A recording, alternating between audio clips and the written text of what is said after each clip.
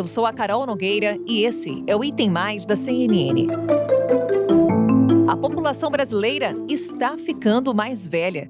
Novos dados do IBGE apontaram que entre 2012 e 2021, o número de pessoas com mais de 30 anos cresceu 12% no país e atingiu um nível recorde. O ritmo é superior ao do crescimento da população, que foi inferior a 8% no mesmo período.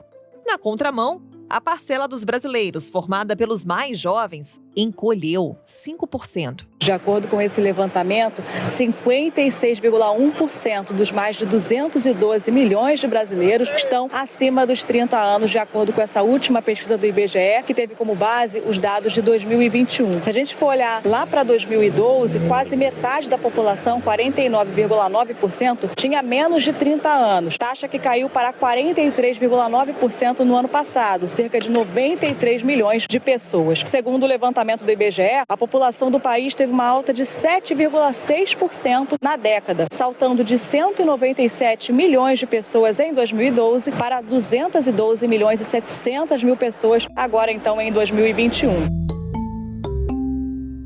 O levantamento revela ainda que as mulheres permanecem como maioria no país. Representam mais de 51% da população. A proporção de pessoas que se declaram pretas ou pardas aumentou de 53% para 56%. Os brancos, que antes eram 46% dos brasileiros, agora respondem por 43% do total da população.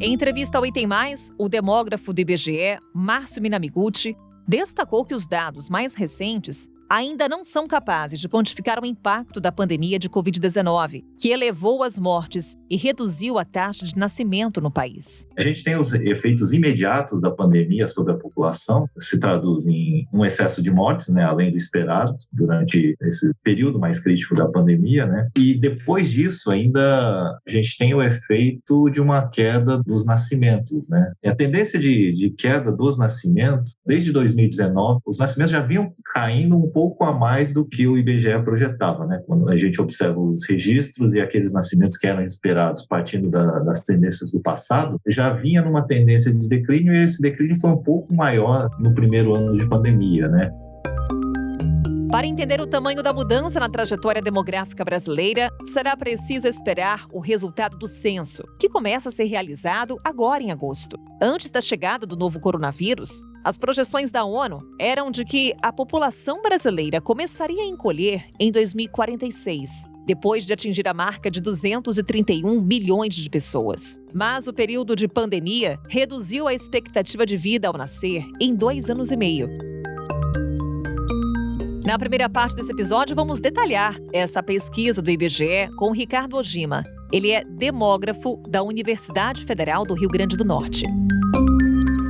Ricardo, muito obrigada por estar aqui conosco no Item Mais. Bem-vindo. Muito obrigado. Bem, Ricardo, a gente está acompanhando aqui os dados do IBGE, dessa pesquisa, e aí eu te pergunto, o que ela revela de novidade com relação à nossa população? O retrato do Brasil, ele está muito diferente? Na verdade, não tem grandes novidades, Porque são tendências que a gente já observava há algum tempo a partir de outras pesquisas. O que ela mostra são confirmações, de algumas informações que são interessantes do ponto de vista da evolução da população, da sua dinâmica e dessas características. Um dos pontos importantes é identificar essa tendência de redução do número de nascimentos, que já vem acontecendo desde os anos 70, mais ou menos, final dos anos 70, e que leva com que a pirâmide etária da população brasileira vá diminuindo a sua base e levando a uma tendência de envelhecimento dessa população. Ainda não é uma população velha, idosa, é uma população que está em processo de envelhecimento e essa redução do número de nascimentos faz com que aumente o peso relativo, a importância em relação aos outros grupos de idade da população em idade ativa, aquela população entre os 15 e 64 anos, diminuindo, portanto, a proporção de pessoas de 0 a 14 anos e que no futuro haverá uma tendência, sim, de fato, de aumentar bastante o peso relativo da população com mais de 65 anos. Esse futuro seria em quanto tempo, hein, Ricardo? A gente consegue trazer isso também nessa projeção? Pensando no futuro, a gente espera que a população brasileira estabilize o seu ritmo de crescimento até a metade desse século e que, a partir de então, a população brasileira passa a decrescer. A partir desse momento, a gente já pode dizer que o processo de envelhecimento vai começar a ser mais acelerado e a proporção de idosos, de fato, vai começar a ser uma preocupação maior, né? Uma proporção maior de idosos no conjunto da população traz uma demanda diferente em relação a prioridades de investimentos de políticas públicas. A população idosa demanda cuidados com atenção em saúde mais importantes, relevantes e também mais custosos. Também tem a questão da previdência social como uma questão importante a se pensar no futuro. Então, existe um conjunto de políticas que precisam ser ajustadas a esse novo contexto demográfico. E essas tendências já estão aqui claras, né, sendo refletidas aí nesse resultado da pesquisa. Esse processo aqui no Brasil, ele está mais rápido do que em países que já passaram por esse envelhecimento da população? Sim, países da Europa, principalmente, que iniciaram esse processo de transição demográfica, como a gente chama, começaram há mais tempo e demoraram mais tempo também para diminuir esse ritmo de nascimentos. Então, o processo de envelhecimento também é um pouco mais lento. A região da América Latina e o Brasil também, né, teve um processo de redução do número de nascimentos mais rápido. E aí, isso também vai fazer com que essa mudança na estrutura por idades da população seja uma mudança mais rápida. Então, o processo de envelhecimento que vai acontecer aqui no Brasil vai ser um processo de envelhecimento rápido. Então, isso é mais um motivo para a gente se atentar a essas tendências que a gente já observa desde já e antecipar os problemas, os desafios que virão pela frente em decorrência dessas transformações.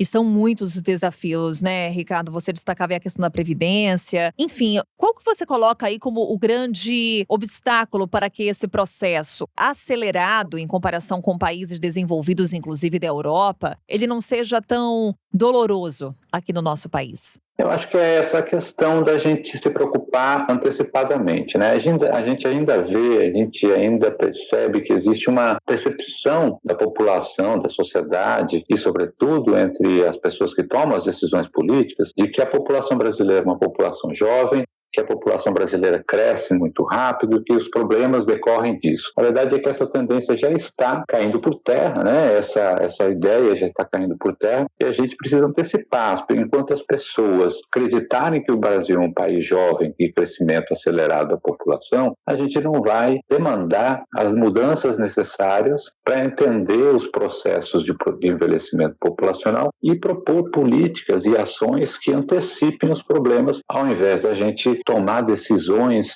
a posteriori, depois que esse processo já estiver mais avançado e a gente já não consiga mais fazer muitas coisas, né? É um retrato dessa pesquisa do IBGE que destaca, evidentemente, esses desafios que temos pela frente, mas que já devemos observar no momento, Ricardo. E também há uma expectativa sobre o retrato que virá do censo deste ano, que começa a ser realizado agora, no mês de agosto. Qual que é a grande diferença entre essa pesquisa divulgada pelo IBGE e o censo? Essa pesquisa que foi divulgada, ela é uma pesquisa amostral, então ela depende de um levantamento de informações que não cobre toda a população brasileira. Ela é muito confiável, porque é uma amostra muito representativa e ela, de fato, retrata a população brasileira. A grande questão é que ela não pode ser considerada para unidades espaciais menores do que as unidades da federação, que os estados.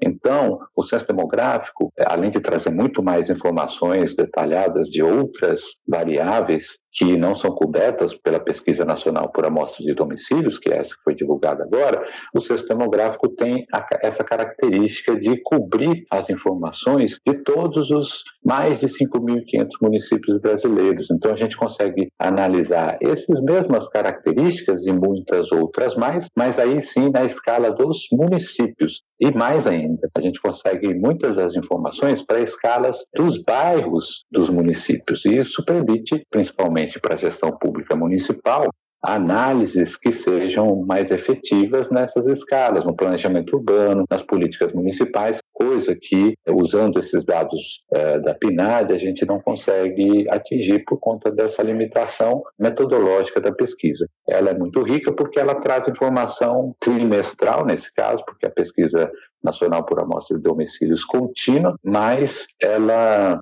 tem essa limitação por conta da dimensão espacial que ela consegue abarcar. A questão, né, que é importante que as pessoas se mobilizem, a sociedade se mobilize para receber os recenseadores nessa coleta que vai começar agora na próxima semana do censo de 2022, porque é fundamental que as informações sejam as mais fidedignas possíveis para que a sociedade brasileira, a gestão pública, municipal, estadual e federal consigam ter esse retrato mais fiel possível para conseguir dar conta tanto do planejamento das políticas públicas futuras, entender os impactos, as transformações das políticas do passado, entender a dinâmica da população, as mudanças nas características em todos os níveis de agregação municipal, estadual e federal. E também para as pesquisas científicas. A universidade, a gente que trabalha com pesquisa na universidade, utiliza muito as informações do censo. Ao longo do tempo, a gente compara os dados de vários censos para que a gente possa traçar não só um conjunto de fotografias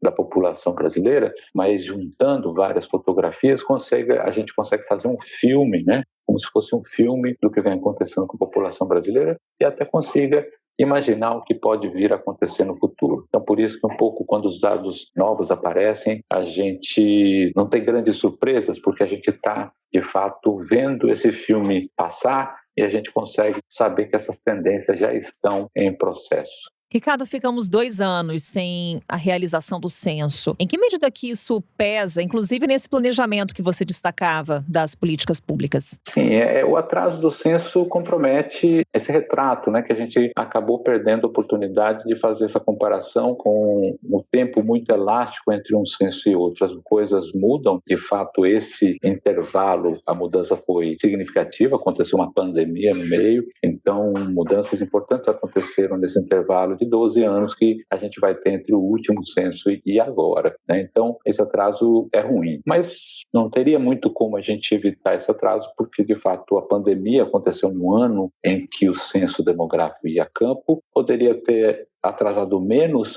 se a questão orçamentária do censo tivesse sido mais bem tratada, tanto pelo Congresso quanto pelo governo federal, e isso poderia ter evitado o atraso de 2 anos, mas apenas de 1. Mas, de toda forma, isso já está posto, né? Então, o que é importante é que esse censo de 2022, apesar de atrasado, seja o melhor possível, porque o próximo só vai acontecer daqui a mais 10 anos, ou eventualmente 8, se manter a tradição de censos terminados em anos com ano zero no final, mas são 8 anos, é muito tempo, e é importante manter essa regularidade para que as informações sejam atualizadas e por isso, mais um motivo, né? É uma pesquisa que acontece a cada 10 anos, então é mais um motivo pelo qual as informações têm que ser confiáveis, seguras e abrangentes, né? Que a gente consiga, né, de fato, o IBGE consiga, de fato, cobrir efetivamente 100% dos domicílios brasileiros, que a gente consiga representar, de fato, toda a população brasileira em todos os lugares do Brasil, até nas regiões mais longínquas. Ricardo, muito obrigada por trazer tantas informações aqui pra gente no Item Mais e até uma próxima. Eu que agradeço a oportunidade, um grande abraço e até a próxima. Até, obrigada. O Brasil é a 10ª maior economia mundial. Com 212 milhões de habitantes, é também o 6º país mais populoso. Agora, com a tendência de envelhecimento da população, o Brasil fica mais próximo de deixar a fase do chamado bônus demográfico, que é o período em que a população economicamente ativa cresce a taxas superiores à média do país. O fenômeno é considerado incentivo ao crescimento, uma vez que mantém a oferta de mão de obra elevada e barata, o que resulta num custo menor para o setor produtivo. Por outro lado, uma população mais velha demanda mais investimentos em políticas públicas. Isso vai ter um impacto nos gastos previdenciários, não só nos gastos, mas na redução das receitas, vai ter impacto nos gastos com saúde e outros impactos na sociedade, como a diminuição da força de trabalho. Se as tendências populacionais observadas nos últimos anos forem mantidas, a expectativa é de que outras economias, como Egito, Indonésia e Nigéria, se tornem mais populosas e potencialmente mais atraentes para investidores nas próximas décadas. É um cenário que impõe ao Brasil uma série de desafios para que o país consiga, ao mesmo tempo, atender uma população mais velha e ser competitivo na arena internacional. Falamos sobre o nosso país, que está observando a população envelhecer, com Roberto Olinto. Ele é pesquisador da FGV Social. Roberto, obrigada por estar conosco no Item Mais. Bem-vindo. Obrigado por vocês. Roberto, falávamos há pouco, a população brasileira está envelhecendo. Quais são as consequências desse envelhecimento, principalmente pensando do ponto de vista econômico-social? Bom, esse fenômeno tem ocorrido no mundo inteiro, em diferentes dimensões. Já existem, por exemplo, países na Europa que já entraram na fase de diminuição da população, ou quase diminuição da população. O fenômeno, na verdade, o que acontece? Você tem uma mortalidade diminuindo, quer dizer, a idade da população próxima de morte vai crescendo. No Brasil, hoje, você tem já mais ou menos em torno de 80 anos para as mulheres e 74 anos para os homens, e tende a crescer ainda um pouco. Então, você vai aumentando, vamos dizer, uma faixa mais idosa da população, e, por outro lado, você tem uma taxa de fecundidade reduzida, os nascimentos cada vez menores. O que acontece é que você vai ter um aumento dos idosos muito forte, uma diminuição da população mais jovem, o que significa que você está tendo o primeiro impacto, vamos dizer, econômico e social, é uma diminuição da força de trabalho, das pessoas em idade de trabalhar. Isso implica que você tem que pensar em termos de políticas econômicas, que você vai ter um dos fatores de produção, que é o trabalho, se reduzindo. E tem que ter política de aumentar a tua produtividade, ou seja, você vai ter que aumentar a produção por pessoa para você manter um crescimento econômico, uma capacidade de fazer política social, atendendo a população mais velha, que vai ser mais carente de determinadas ações, via, basicamente, aumento de produtividade. Então, Roberto, como se preparar para essa diminuição da população economicamente ativa? Você cita, por exemplo, países da Europa, onde esse processo de envelhecimento está muito mais acelerado. O que esses países podem nos ensinar? Onde eles erraram e onde eles acertaram? Você tem duas questões básicas. Educação. Por que educação? Porque além de você ter uma diminuição da população, você tem uma sofisticação das tecnologias. Isso é uma discussão antiga e presente, o fato de que você tem uma exigência hoje para os trabalhadores de uma formação, de uma educação que permita a eles a lidar com tecnologias mais avançadas. A exigência de uma performance do trabalhador, de trabalhar com tecnologia da informação, é cada vez maior. Eu acho que essa é a questão, o desafio maior para o Brasil. A questão negativa é que você tem uma necessidade de saúde para uma população idosa que tem que ser considerada, ou seja, uma política de saúde que você tem que considerar um crescimento exatamente nessa faixa, que exige uma determinada especificidade. Experiências internacionais, mais ou menos todas, passeiam por essas mesmas áreas. Quer dizer, como é que você vai raciocinar em termos de política pública, aproveitar essa população mais nova sem deixá-la despreparada,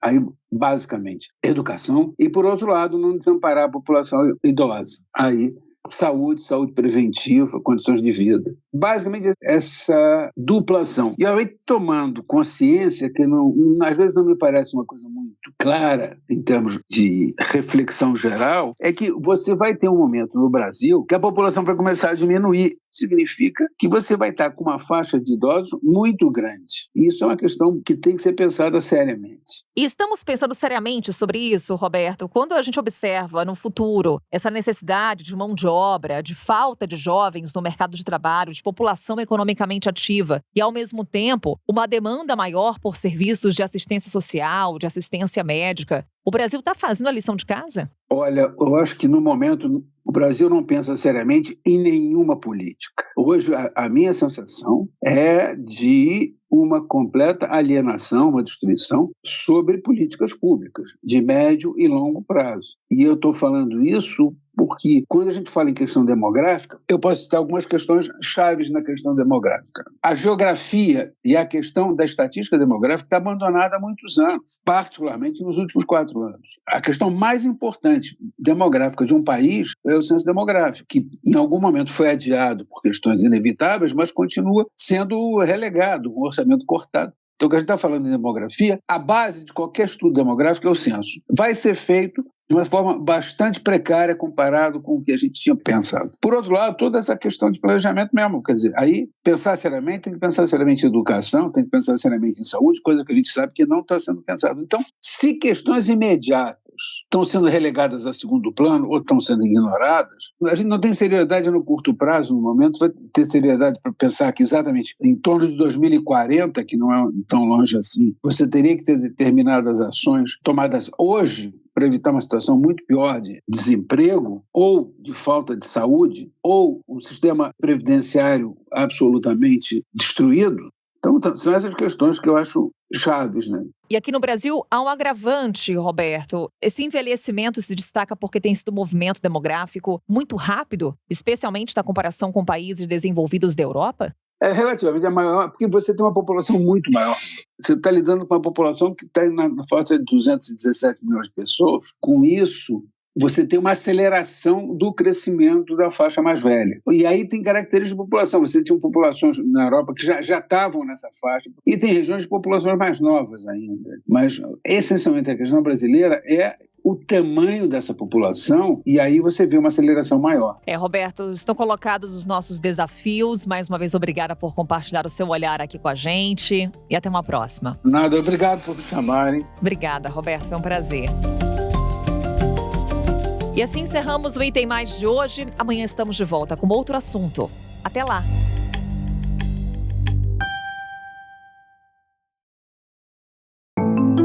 Com a minha apresentação, Carol Nogueira, este podcast foi produzido pela Maremoto para a CNN Brasil. Roteiro e pesquisa, Lucas Scherer. Revisão editorial Maremoto, Amanda Mira. Pauta e produção, Danilo Santana e Cecília Fernandes. Edição e sonorização, Murilo Lourenço. Coordenação geral, Paula Weinberg e Felipe Gomes. Coordenação de produto, Verônica Schneider. Coordenação editorial, Diego Toledo. Você também pode ouvir o Item Mais no site da CNN Brasil. E aproveite para conhecer os nossos outros programas em áudio. Acesse cnnbrasil.com.br/podcasts.